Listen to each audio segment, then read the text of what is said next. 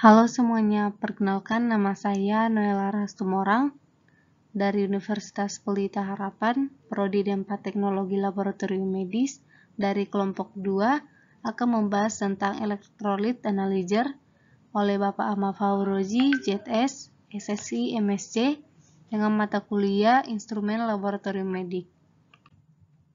Topik yang akan saya bahas yaitu yang pertama pengertian Electrolyte Analyzer, yang kedua prinsip kerja Electrolyte Analyzer, yang ketiga fitur Electrolyte Analyzer, dan yang keempat prosedur penggunaan Electrolyte Analyzer, dan yang terakhir pemeliharaan alat Electrolyte Analyzer.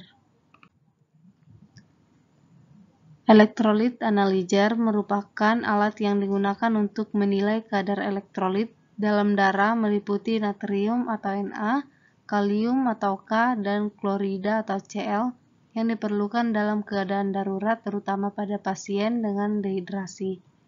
Electrolyte Analyzer telah menggunakan metode ion elektroda selektif untuk mencapai pengukuran tepat dari pengujian. Sampel yang digunakan yaitu plasma, serum, darah utuh, dan urin. Selanjutnya yaitu prinsip kerja Electrolyte Analyzer.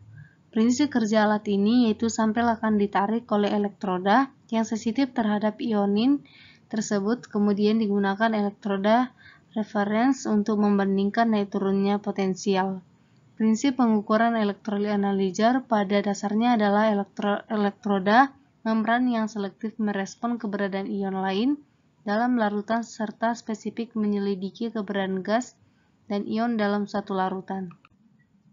Fitur Electrolyte Analyzer yaitu yang pertama, elektroda bebas perawatan buatan sendiri, yang kedua, mode tidur untuk menyimpan reagen, yang ketiga, kecepatan tes cepat 30 detik per tes, yang keempat, konsumsi sampel min volume 65 ml, yang kelima, pakai reagen untuk menghindari polusi, yang keenam, 1000 penyimpanan catatan, yang ketujuh kalibrasi 1 titik dan 2 titik otomatis dengan kalibrasi manual tambahan, yang kedelapan fungsi swauji dengan petunjuk untuk memecah masalah, yang kesembilan layar LCD lebarnya yaitu 240 x 128, yang ke-10 dot matrix atau printer thermal sesuai permintaan, yang ke-11 keypad numerik untuk pengoperasian yang mudah, yang ke-12 pilih secara acak kombinasi dari kalium, natrium, klorida, Ca, dan pH.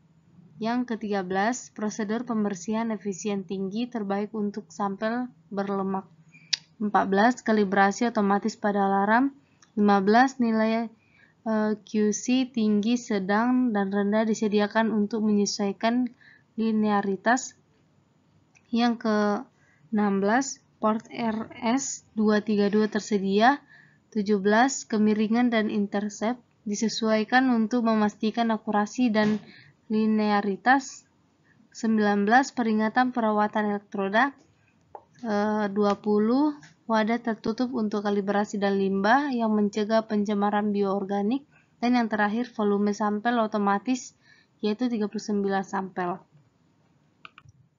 Selanjutnya, prosedur penggunaan Electrolyte Analyzer. Yang pertama, mempersiapkan identitas pasien berdasarkan pemeriksaan. Yang kedua, pemeriksaan menggunakan Electrolyte Analyzer menggunakan sampel darah dengan pengambilan darah vena berdasarkan dengan metode sistem.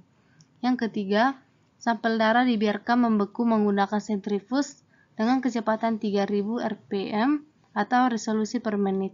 Yang keempat, setelah selesai kemudian diambil sampel tersebut menggunakan mikropipet sebanyak 500 mikroliter lalu dimasukkan pada sampel cap. Yang kelima, pastikan alat telah terkalibrasi dan terkontrol dalam keadaan alat standby. Yang keenam, lalu klik yes, kemudian masukkan reagen cleaning solution pada aspirator. 7. Lalu lap jarum menggunakan tisu. Yang kedelapan, tunggu alat selesai dan masukkan reagen conditioner pada jarum aspirator. Yang kesembilan, lalu lap jarum menggunakan tisu dan tunggu beberapa detik hingga muncul daily maintenance. Tekan no dan tunggu alat hingga ready.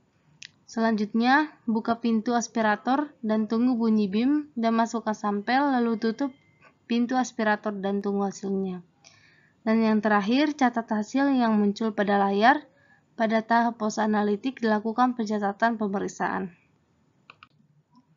Pemeliharaan alat elektrolit analyzer, yaitu pemeliharaan pada alat elektrolit analyzer terbagi menjadi dua jenis, yaitu pemeliharaan preventif dan korektif.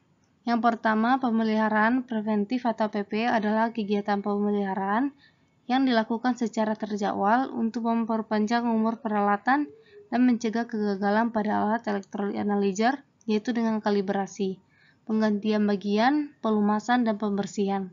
Yang kedua, pemeliharaan korektif atau CM, merupakan kegiatan perbaikan terhadap peralatan dengan tujuan mengembalikan fungsi peralatan sesuai dengan kondisi awalnya. Selanjutnya, yang pertama, jangan menghirup gelembung udara ketika instrumen menghirup sampel jika tidak hasilnya tidak dapat diandalkan. Yang kedua, instrumen ini dapat berlangsung menghirup sampel dari tabung uji pemisahan serum untuk analisis, tetapi ketika menghirup sampel, berhati-hatilah untuk tidak menghirup gumpalan agar tidak menghalangi pipa. Yang ketiga, jika perubahan suhu sekitar lebih dari 10 derajat, itu harus dikalibrasi ulang. Yang keempat, jangan gunakan larutan dengan jamur, kekeruhan, dan curah hujan setelah solusi ditemukan memburuk. Itu harus dibuang agar tidak mempengaruhi hasil analisis. Yang kelima, dalam kombinasi dengan respon klinis, pengguna harus tepat mempertimbangkan faktor-faktor yang dapat mempengaruhi hasil karena penggunaan obat-obatan atau zat internal memiliki efek konflik yang tidak pasti. Laboratorium dan dokter harus memperkirakan hasil berdasarkan kinerja klinis pasien. Dan yang terakhir, pastikan untuk melakukan perawatan rutin sesuai dengan instruksi. Demikian video pembelajaran saya mengenai elektrolit analyzer. Semoga video ini bermanfaat. Sekian dan terima kasih.